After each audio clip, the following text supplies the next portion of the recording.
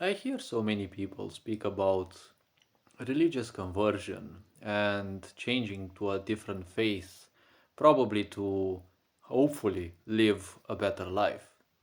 See, I always thought one thing: a faith will never save you.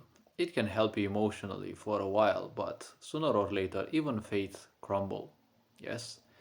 And people have to comprehend something.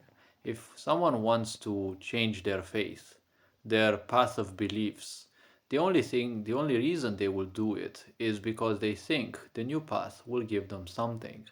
So before you try to coerce people into changing to your religious belief or your societal belief or anything similar, this does not include assimilation. Yes, when you as a group of people enter and move within a new country's territory. Yes, but before thinking about conversion, think a bit about one thing.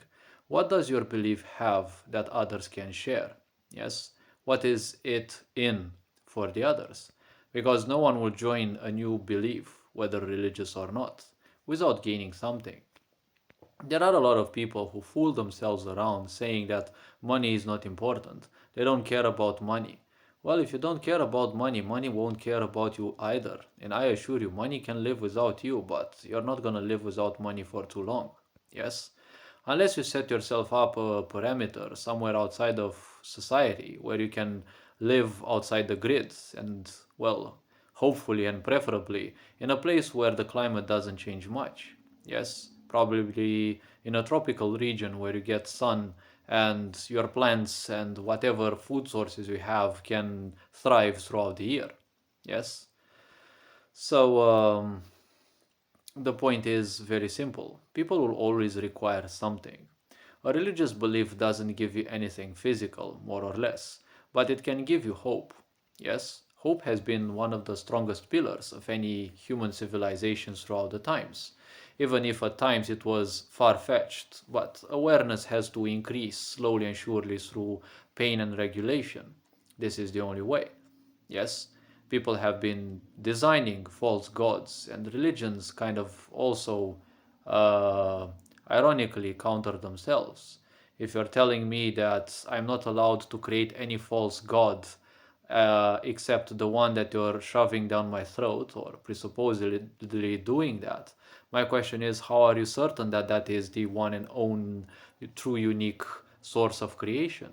Yes, because if that is not the source of creation, aren't you already creating an idol, which kind of is contradictory to the commandments of the Abrahamic religions?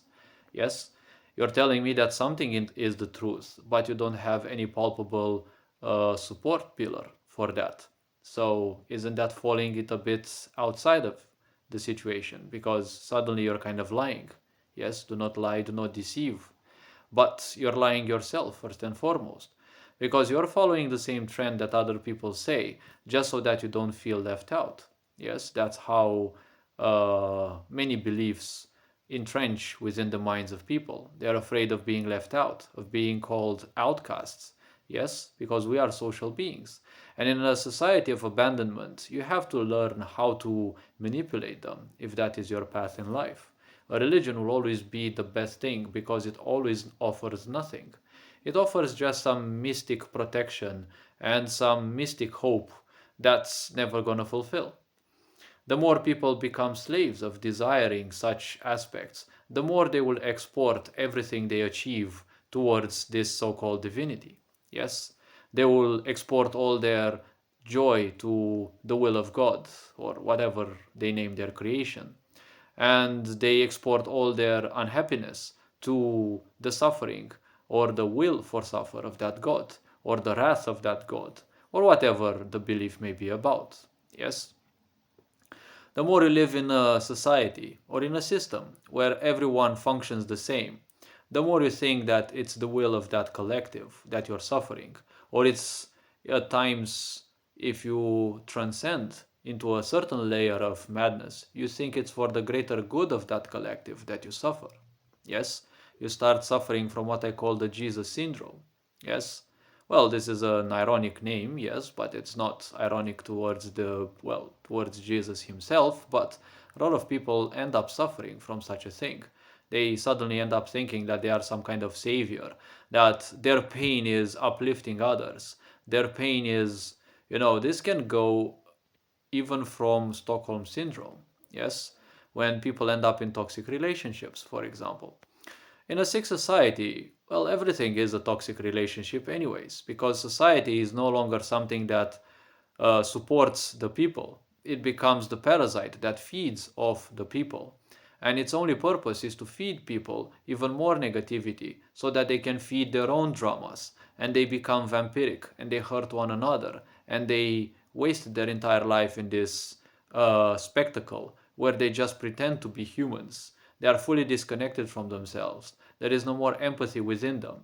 So technically, they're just some walking human bodies, but there is no awareness left because that's how minified people have made themselves. Yes, that's how they minimized their existence.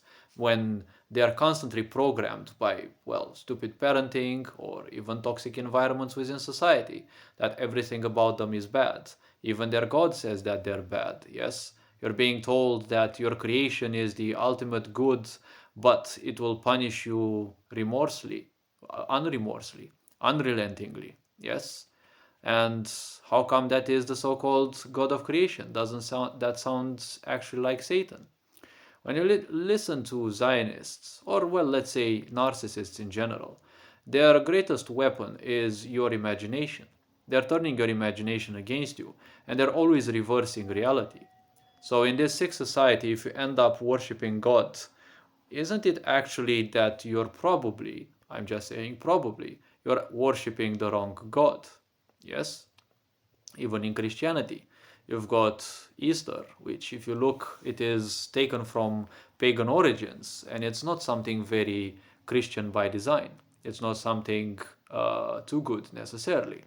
One of Christian, I think, Christmas is inspired from Saturnalia, yes, a pagan belief which worshipped Satan, yes, a different version of Satan, yes, but the Zionists and other neo Satanists took Satan as a completely different version. Back in the older times, Satan was a completely different deity with a different kind of cult supporting it. Whether that deity exists or not, I am telling you one thing: the devil and creation do not exist definitely the way you think about them. Whether you think about converting to a different religion or a different set of beliefs, ask yourself always, what is it that that other garden has to offer for you? Because you've been living probably a miserable life, yes, in a set of beliefs that you think do not support you. So the question is, ask yourself the why questions because they are the most important. Why do you think that? Because a sick society wants you to stay in constant speed, to always doubt yourself, to always not question. Yes, it keeps you so busy, so frustrated, so confused that you don't even have the time to question your life. When things are too difficult, just delay them for a bit. Because when you're burnt out, delaying things is anyway something that you'll do normally. Even if obviously afterwards you're gonna, pull yourself down and, cuss at yourself for not having done enough, yes. But at the same time, you don't have and you're never going to be taught what this enough actually means. Because if you're talking about an egotistical enough, it's never ever going to be enough. Irrespective of how much you reach, you'll always want double, triple, even more then. Yes? So when you think about swapping to a different belief, whether religious or not, first think, why do you want a new one? What is it that it's not working within this one? For perhaps the answer may not be that your religion is not serving you. Because remember one thing, your religion is only giving you some false hope. Creation itself, if you are a spiritualist being, you will realize that creation itself will not move the smallest finger they have to save you. Probably they don't even know you. Yes? Religion falls quickly just by thinking about that from a spiritual perspective. If creation knows you by heart, why would it be mad and judge you relentlessly, cruelly? Yes, if they know you by heart, they know you. Creation is perfect by design, so obviously, why would it judge something imperfect like you? something small and minor that honestly is just like a second of its time span. Yes? Why would it have to judge you, which is just a fraction of itself? Yes? Creation is not some stupid parent, badly parenting their child with, insanely expectations. Then there is the other choice, the other option. If creation doesn't know who you are, why bother whether creation feels bad about you or not? Why bother about judgment because it simply does not exist? So your religion generally will give you some hope. Well, the only thing that I tell people to take into account from their current religions is the virtues that the people supporting that religion have done throughout the time. That is the only important thing. The others are just stories, more or less for children, for adults, or whatever. The simple point is there are virtues and certain pieces of wisdom that are good. Why would you swap from a different religious perspective to another? It's always that the grass looks greener on the other side. And remember, there is always a choice that once you swap to a different belief, your life will not actually change at all. I told people one thing. See, imagine this. You want to change your belief, yes? Now, this was something that I imagined and it actually kind of shocked me in a way, but I'm a highly empathic person, so it depends on whether people will perceive it or not in a certain way. Imagine that you are married. Yes, maybe you are already though, so that would be easier. You live a happy life and you have a neighbor, yes, of the opposite religion that you're thinking that you want to swap to. Yes, and you're having an awesome relation with them. Yes, not a relationship, okay, a relation. You're good neighbors, you're doing this and that, you're having your chores, you're doing this, you're doing that, you're helping one another. And it's like, it's one of those so good friendships that religion or differences in beliefs don't even matter. Yes, you have a child, the other family has two children, at least, but your child plays with both.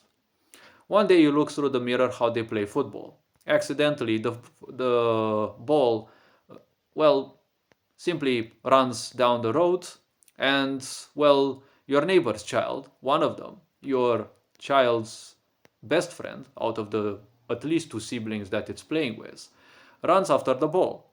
They don't see the incoming car. The car suddenly hits them violently, though the driver did their best to try to brake, but they did not have the time. You rush out, maybe your neighbor also rushes out, but it is too late. There is nothing to be done with the child. Now, your child and the dead child's sibling look at both of you as parents and ask you one question that kind of shook me by my entire being.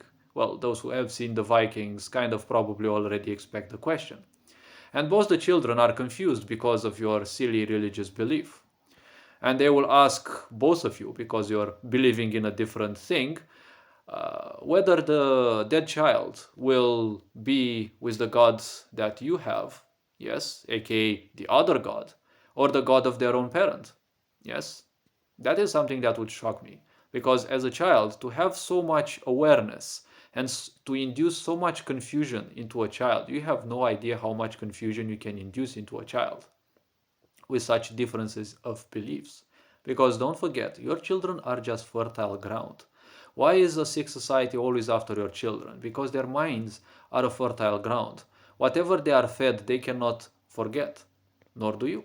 Whatever you put into your mind, be it memes, music, or whatever, you've noticed that it's hard to pull it out of your mind, at least for a while. However, the subconscious mind never forgets. Yes, it is there, it will stay there. And with children, it is a big problem because they have a big imagination. Yes, if you sow dissent and separation, they will militate for that sooner or later. That's why I always tell people take care of your children, because you're either teaching your child to become your worst enemy or your greatest support pillar when you become old. Because you help them grow up so that, well, hopefully, if you're doing a good job, they can help you have a better life when you get old. Yes, don't expect anything from your children, because in the end, your life is not about vampirizing them. Yes, the point is, let them reach a certain stage in life where they become so happy they don't even have to bother themselves with you. Yes, that is your purpose as a parent. Not to cry that they're not giving you enough attention or the such, because if you're already doing that, chances are you've been toxic enough that they don't want to listen to you anymore, or even think about you or see you in the first place. Yes, this is kind of my case with my own family. I'm not interested in seeing them much, I can't care much necessarily about them. And this is not about hatred. It's just about that their toxicity, their toxic environment, and the fucking past that I've been through, and the sheer amount of depression, confusion, and abandonment issues that I've had, almost ending up and even suffering from, autoassasinophilia for 15 years, out of also many fucked up situations that I got because of the abandonment issues that I had, that goes and hits very hard. You know, I really hate it when I compare myself with other people's traumas, with other people's pasts, and I always end up by far being the one with the more traumas, with the more experience in reading people, environments, and the such. I'm not, um, I do not seek competition in this. I'm not in a competition to read people faster, any faster than others, but I'm just a highly empathic person. It comes naturally. Maybe other people cannot equal my capacity, but this doesn't make me necessarily superior. Yes? This doesn't mean that I'll necessarily be better. Yes? Similarly, if something feels better, don't necessarily yield to it. Maybe the ground that you have been born on has actually way more to research, to uncover, and to understand. Because when we think about the Abrahamic religions, it's kind of still the same thing. Yes, they all believe in one single God, which they call in a different way. They have some little child stories about saints and whatever other important beings. But in the end, when you draw a line, the commandments, what to do and what not to do, are kind of the same, whether they're called halal or whatever they call them, or they're called the commandments, or I don't know how they call it in Judaism. But in the end, when you draw a line, they are nothing else but the morals of humanity. Yes, do not cheat, do not lie, do not uh, thieve from others. Yes, do not steal, do not kill, do not hurt. These are human morals. Yes, if you have a religion or a cultural structure that is reminding you of these, it means you have lost your humanity long since. Yes, that is why religions have been a good pillar. They have been somewhat of a reminder of these things for the majority of people who lived by that, because you're never going to expect your rulers to actually take those into account. Rules are for the masses, not for those who create those. Yes?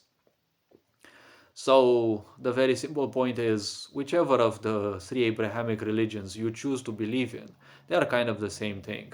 They are just nothing else but your human morals. Yes? If you become introspective, if you become mindful and thoughtful and emotional, yes, you embrace your emotions and live life as a full fledged human being, you will feel that you no longer need the reminders of religion about what to do and what not to do. You don't need any reminder about the religious virtues. So, in the end, religions are going to become less and less important to you. Yes? Maybe you're not going to give them up entirely, that is not the point. But you will see that their importance will dwindle. How many things in your life were you obsessed with, and suddenly one day you woke up and you are like, meh, I suddenly am not interested in this anymore. Yes? Things will happen just like that. So hopefully this video raised a bit of awareness. Well, I ended up with yet another lengthy one, but take care, enjoy life, and this being said, Ferenc Board signing out.